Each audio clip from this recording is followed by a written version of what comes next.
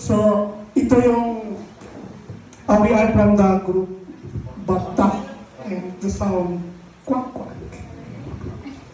So, ito yung lesson plan. Ito yung napag-isipan namin. Our topic is about the use of Dhalika. Kaipiat, Istimal, Ismunishara, Dhalika. So we have here objectives first. So we have 3 domains in objective. The cognitive, psychomotor, and affective. So in cognitive first, our objective in the topic of the use of Dhalika to that at the end of the lesson, the students or pupils will be able to determine the meaning of Dhalika. Okay, number 2, for psychomotor, we'll be able to also write sentences using Dhalika. And the last one, the affective, appreciate the use of Dhalika in sentences through participation. Okay. Now we're going to, after that, we're going to procedure or preliminaries. So we have here, first prayer, okay, led by the or anyone volunteer inside the class. Second, greetings of Islam, Assalamu alaikum, or another Sabah al-Khair or Sabah al-Nur. And the third one is checking attendance, so this is the most important, who is the absent for that day. So, and after that, we have here motivation. We don't put recall because it's a new lesson. So, motivation by showing them picture. I think first meeting or first day of school. So, picture presentation or slide or actual. Okay.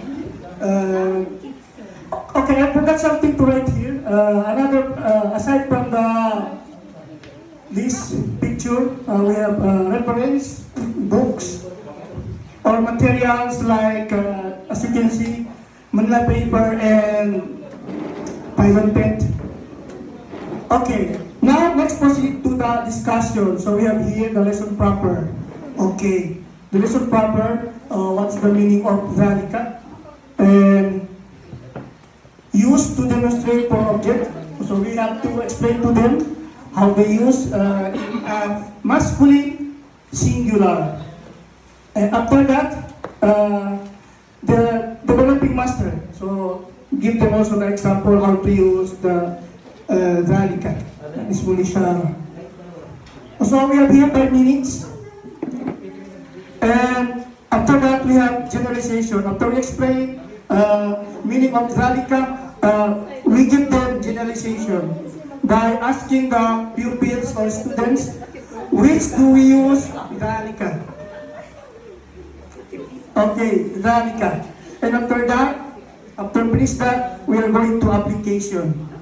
So application, then individual's activity.